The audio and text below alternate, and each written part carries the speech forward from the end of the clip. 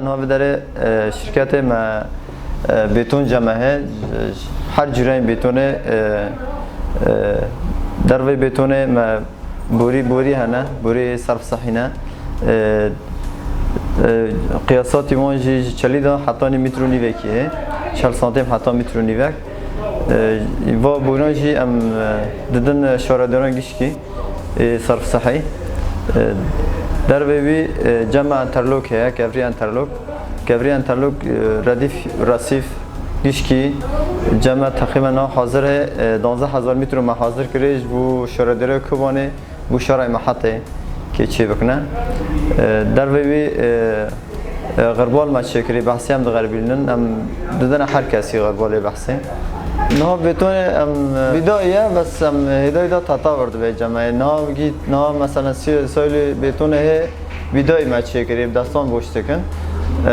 بس یعنی پی کارد ماشینه نسکنه یعنی هدايه دا ما تشتی کو دست مدار که دفعه دست مدار که من پیش بخون تطور بکنه قساطل کام چیت کن شکل یومی واجبات یعنی تن مثلا هر واجبه که 40 بوری لید کوه کانه دو واجبه لیخن یومی کانه دو واجبه لیخن یعنی حتی 6 هفته بوری امکان شکل یومی لیخ انها ام شارداری طلبیه که شارداری سرین اجماع خواسته انها شارداری سرین را بوریان شد کنه فتی مدا امکانات این تشت به دست چی برن ها در وی کبری الإنترلوک کبری واجهات آنجا امکانات چی کنه کبری واجهات آنجا چی کن کبری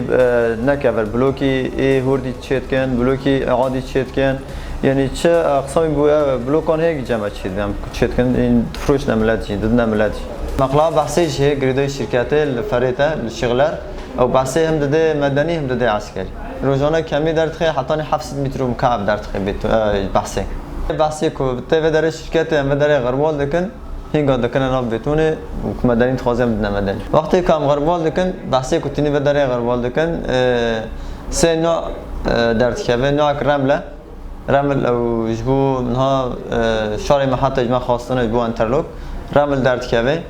و زرادي و درد كبه و فوليه كبري و فوليه درد كبه